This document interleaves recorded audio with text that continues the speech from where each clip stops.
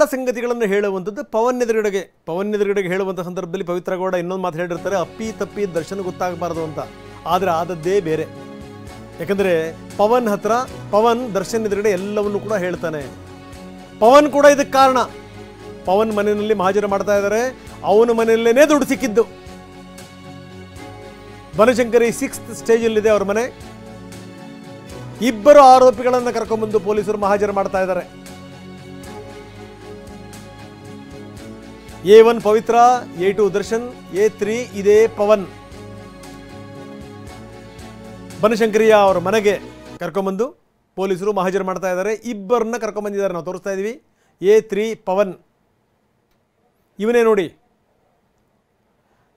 ದರ್ಶನ್ಗೆ ಗೊತ್ತಾಗೋದು ಬೇಡ, ದರ್ಶನ್ಗೆ ಗೊತ್ತಾದರೆ ಎಡವಟ್ಟಾಗುತ್ತೆ ಅನ್ನುವಂಥ ಮಾತನ್ನು ಪವಿತ್ರ ಹೇಳಿರ್ತಾರೆ.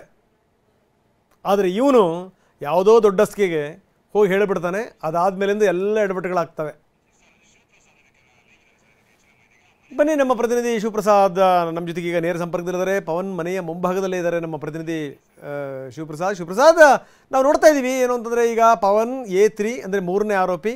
ಈ ಪವನ್ನಿಂದಲೇ ಇಷ್ಟೆಲ್ಲ ರಾದ್ಧಾಂತಗಳಾದವು ಅಂತ. ಯಾಕಂದರೆ ಯಾವುದೇ ಕಾರಣಕ್ಕೂ ದರ್ಶನಿಗೆ ಇವೆಲ್ಲ ವಿವರಗಳನ್ನು ಹೇಳೋದು ಬೇಡ ಅಂತ ಈಕೆ ಹೇಳಿರ್ತಾಳೆ. ಇಷ್ಟೆಲ್ಲ ಹೇಳಿದ ಮೇಲೂ ಕೂಡ, ಪವಿತ್ರ ಮಾತು ಹೇಳಿದ ಮೇಲೂ ಕೂಡ ಇವನ್ನೆಲ್ಲವನ್ನೂ ಕೂಡ ದರ್ಶನಿಗೆ ಹೇಳಿರ್ತಾನೆ. ಅಲ್ಲಿಂದ ಕೊಲೆ ತನಕ ಬಂದು ಇದು ನಿಲ್ಲುತ್ತೆ.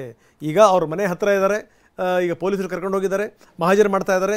ಏನೇನು ನಡೀತಾ ಇದೆ ಪ್ರಕ್ರಿಯೆ?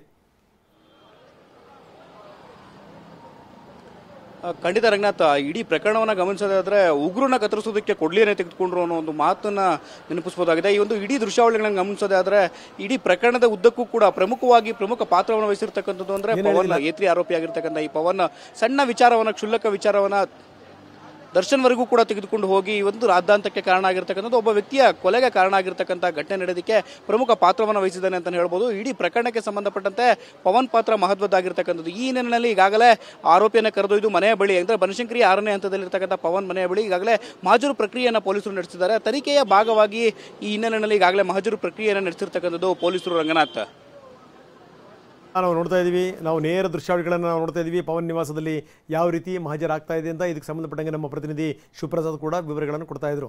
ನಾವು ಈಗ ನೋಡ್ತಿರುವಂಥ ದೃಶ್ಯಾವಳಿಗಳು ಲೈವ್ ದೃಶ್ಯಾವಳಿಗಳನ್ನು ನಾವು ನೋಡ್ತಾ ಇದ್ದೀವಿ. ಇದು